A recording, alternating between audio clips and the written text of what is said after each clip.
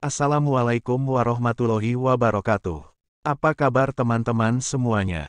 Dimanapun kita berada, semoga kita selalu dalam lindungan Tuhan Yang Maha Kuasa. Perkenalkan, saya adalah asisten dari admin Ana Abrori Channel yang akan menginformasikan bagi teman-teman yang membutuhkan modul terbaru untuk bahan belajar menghadapi ujian seleksi penerimaan P3K Teknis tahun 2024 yang sebentar lagi akan dilaksanakan. Seluruh modul tersedia untuk seluruh formasi P3K, baik jabatan fungsional teknis, jabatan pelaksana, jabatan guru, dosen maupun formasi tenaga kesehatan. Setiap satu modul hanya untuk satu formasi, yang berisi rangkuman pokok materi ujian sesuai dengan Permenpan RB terupdate dan soal-soal latihan kompetensi teknis antara 200 sampai 400 soal, berikut dengan pembahasannya, 100 soal kompetensi manajerial, 100 soal kompetensi sosiokultural dan 100 soal wawancara. Modul berupa file PDF dengan harga promo mulai Rp50.000. Jika teman-teman berminat membeli dan mendapatkan modul untuk belajar lebih awal agar lebih matang, silahkan teman-teman menghubungi admin dari link di bawah ini, untuk memesan dan memilih formasi. Oke, baiklah teman-temanku semuanya. Di dalam video ini kita akan mulai belajar bersama dengan mengenal lebih dalam mengenai deskripsi formasi jabatannya, meliputi tugas pokok, fungsi dan tanggung jawabnya serta kita akan membahas soal latihan kompetensi teknis formasi jabatannya. Untuk itu mari kita awali belajar kita dengan berdoa menurut keyakinan kita masing-masing. Kita mulai dengan yang pertama, Penyuluh Agama Katolik Ahli Pertama. Berikut adalah penjelasan mengenai penyuluh agama Katolik ahli pertama berdasarkan peraturan pemerintah dan undang-undang di Indonesia. 1. Penyuluh agama Katolik ahli pertama.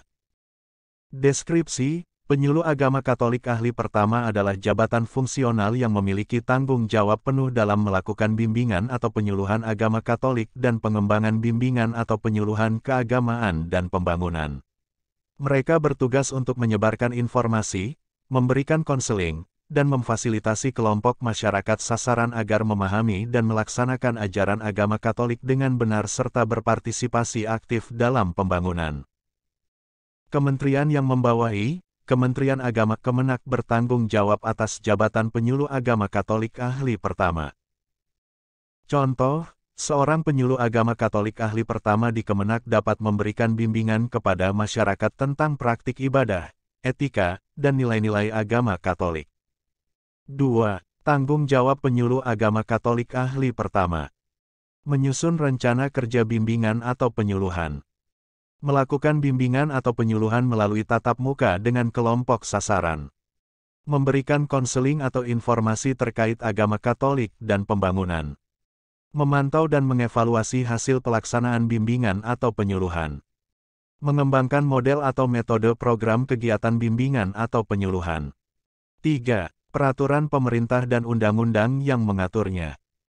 Jabatan penyuluh agama Katolik ahli pertama diatur oleh Peraturan Menteri Pan-RB Nomor 9 Tahun 2021. Undang-undang terkait keagamaan dan pendidikan juga mempengaruhi tugas dan tanggung jawab penyuluh agama. 4. Tupoksi, tugas pokok dan fungsi. Tugas pokok, melakukan bimbingan atau penyuluhan agama Katolik dan pengembangan bimbingan atau penyuluhan keagamaan dan pembangunan. Contoh tupoksi, menyusun materi bimbingan tentang sakramen-sakramen dalam agama Katolik dan mengadakan penyuluhan di gereja setempat. 5. Fungsi penyuluh agama Katolik ahli pertama. Memberikan informasi dan konseling agama Katolik kepada masyarakat.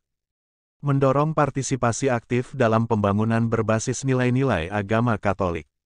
6. Standard Operating Procedure (SOP). SOP penyuluh agama Katolik ahli pertama mencakup langkah-langkah dalam melakukan bimbingan atau penyuluhan, termasuk persiapan, pelaksanaan, dan evaluasi. Contoh, sebelum memberikan katekese di paroki, seorang penyuluh agama Katolik harus mempersiapkan materi, berkomunikasi dengan jemaat, dan memastikan pesan disampaikan dengan baik. 7. Uraian tugas. Tugas utama, memberikan bimbingan atau penyuluhan agama Katolik. Contoh, Seorang penyuluh agama Katolik ahli pertama memberikan katekese tentang moralitas dan etika dalam kehidupan sehari-hari. Soal 1. Bagian dari doktrin Gereja Katolik yang mengajarkan bahwa Allah Maha Kuasa dan Maha Mengetahui tentang segala sesuatu disebut dengan istilah A. Inkarnasi, B. Tritunggal, C. Providensi, D. Keselamatan, E. Kebangkitan. Jawaban C. Providensi. Pembahasan, providensi adalah doktrin Gereja Katolik yang mengajarkan bahwa Allah Maha Kuasa dan Maha Mengetahui tentang segala sesuatu. Soal 2. Siapakah tokoh penting dalam sejarah Gereja Katolik yang membawa masa reformasi gereja pada abad ke-16? A. Martin Luther, B. John Calvin, C. Ignatius Loyola, D. Thomas Aquinas, E. Augustine of Hippo. Jawaban A. Martin Luther. Pembahasan, Martin Luther adalah tokoh penting dalam sejarah Gereja Katolik yang membawa masa reformasi gereja pada abad ke-16. Soal 3. Dokumen resmi yang berisi pengajaran hukum moral dan ajaran gereja yang dikeluarkan oleh Paus atau Kuria Roma disebut dengan A. Ecclesia, B. Dogma, C. Encyclicals, D. Catechism, E. Canon Law. Jawaban C. Encyclicals. Pembahasan, Encyclicals adalah dokumen resmi yang berisi pengajaran hukum moral dan ajaran gereja yang dikeluarkan oleh Paus atau Kuria Roma. Soal 4. Bagian dari misa yang merupakan makanan dan minuman suci yang diyakini sebagai tubuh dan darah Yesus Kristus disebut dengan A. Doxologi, B. Transubstantiation, C. Benediction, D. Consecration, E. Charis. Jawaban E. Charis. Pembahasan, bagian dari misa yang merupakan makanan dan minuman suci yang diyakini sebagai tubuh dan darah Yesus Kristus disebut dengan charis. Soal 5. Doktrin Gereja Katolik yang menyatakan bahwa Maria, Ibu Yesus, diangkat ke surga baik tubuh maupun rohnya disebut dengan istilah A. Assumption, B. Immaculate Conception, C. Incarnation, D. Ascension, E. Canonization. Jawaban A. Assumption. Pembahasan, doktrin Gereja Katolik yang menyatakan bahwa Maria, Ibu Yesus, diangkat ke surga baik tubuh maupun rohnya disebut dengan istilah Assumption. Soal 6. Tokoh yang dianggap sebagai pendiri Ordo Yesuit dan dikenal sebagai orang yang menciptakan metode meditasi spiritual yang disebut dengan exercitien adalah A. Ignatius Loyola, B. Francis Xavier, C. Peter Faber, D. Matteo Ricci, E. Robert Bellarmine. Jawaban A. Ignatius Loyola. Pembahasan, tokoh yang dianggap sebagai pendiri Ordo Yesuit dan dikenal sebagai orang yang menciptakan metode meditasi spiritual yang disebut dengan exercitien adalah Ignatius Loyola. Soal 7. Istilah yang digunakan untuk menyatakan bahwa Mariologi adalah studi tentang Maria, Ibu Yesus, dalam ajaran dan praktek gereja disebut dengan A. Isiologi, B. Soteriologi, C. Nematologi, D. Kristologi, E. Mariologi. Jawaban E. Mariologi. Pembahasan, istilah yang digunakan untuk menyatakan bahwa Mariologi adalah studi tentang Maria, Ibu Yesus, dalam ajaran dan praktek gereja disebut dengan Mariologi. Soal 8. Doktrin Gereja Katolik yang menyatakan bahwa Maria, Ibu Yesus, dilahirkan tanpa noda dosa asal disebut dengan istilah A. Immaculate Conception, B.